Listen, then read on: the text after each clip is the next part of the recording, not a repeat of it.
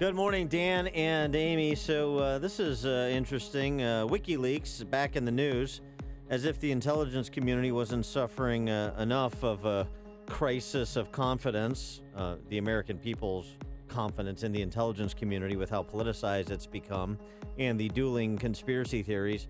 There's this, WikiLeaks set to release the first full part of its series called Vault 7 this afternoon. This is, Julian Assange. First You know who his new girlfriend is?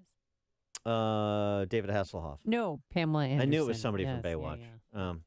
The first full part of the series, Year Zero, comprises 8,761 documents and files from an isolated high-security network situated inside the CIA Center for Cyber Intelligence in Langley, says WikiLeaks. Year Zero introduces the scope and direction of the CIA's global covert hacking program, its malware arsenal, and dozens of zero-day, quote-unquote, weaponized exploits against a wide range of U.S. and European company products. Might be Mike Pompeo just got there. He may be reconsidering at this point, depending on what those docs contain.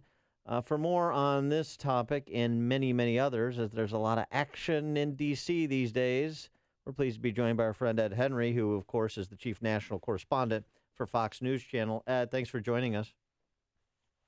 Oh, wait. There we go. Hey, Ed. There we got you. How are you doing? Good.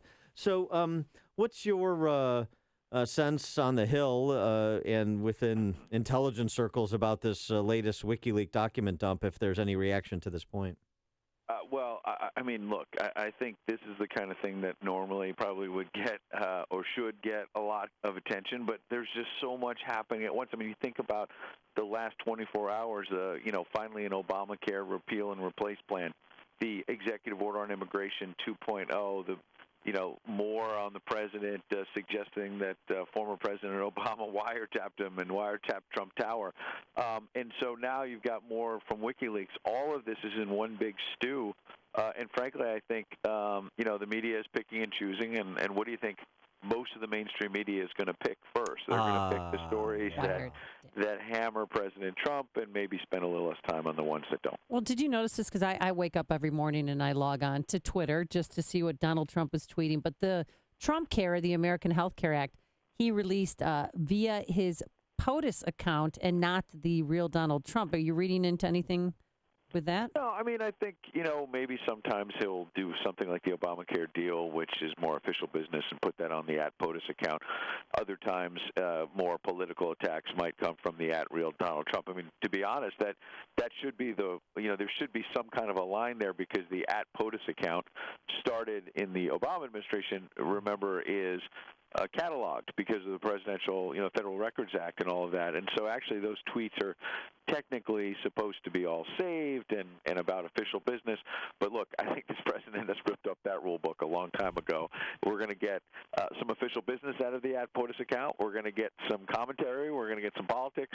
We're going to get a little bit of something of everything. So on the Obamacare replace, turns out the replacement got replaced with a fix. It's not really a replacement. I think it will be the perspective by from a lot of conservatives, including Senator Rand Paul. And I wonder what the sense is on the Hill about Republicans all getting on board on this.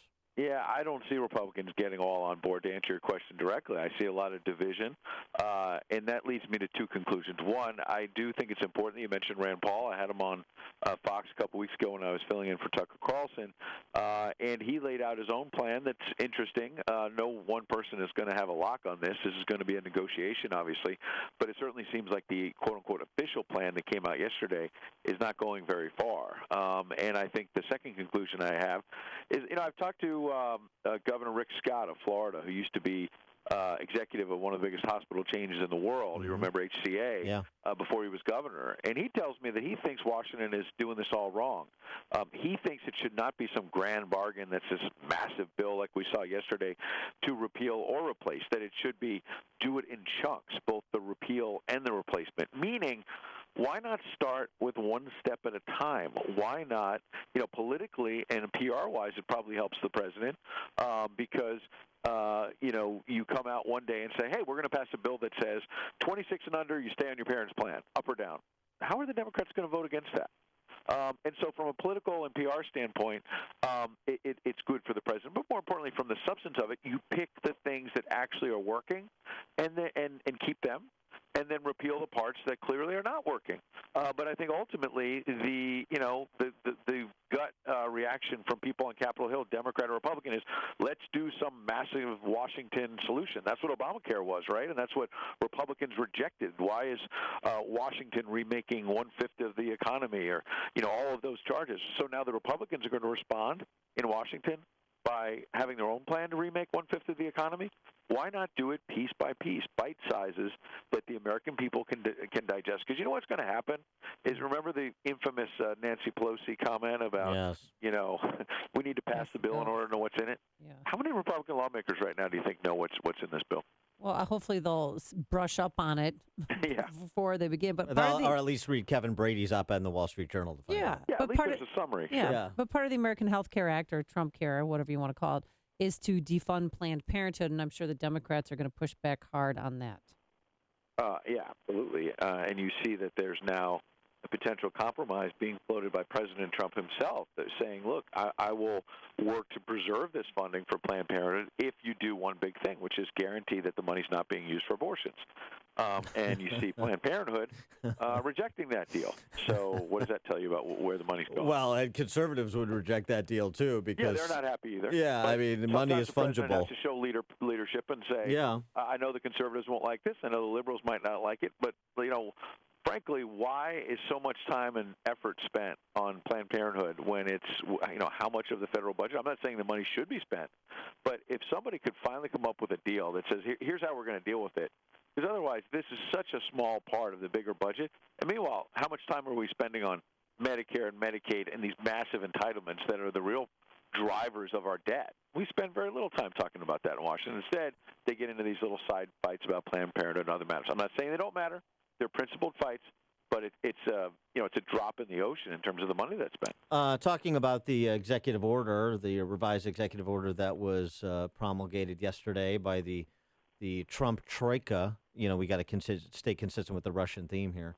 So Rexon, Sessions, and Rexon. I'm popularizing that. I know. I've heard it. Yeah, thank you. And Kelly, of course, unveiling it, laying out the principle, laying out the policy, offering to our allies about why we're doing this, the explanation about why Iraq is not on the list. I thought that was very instructive.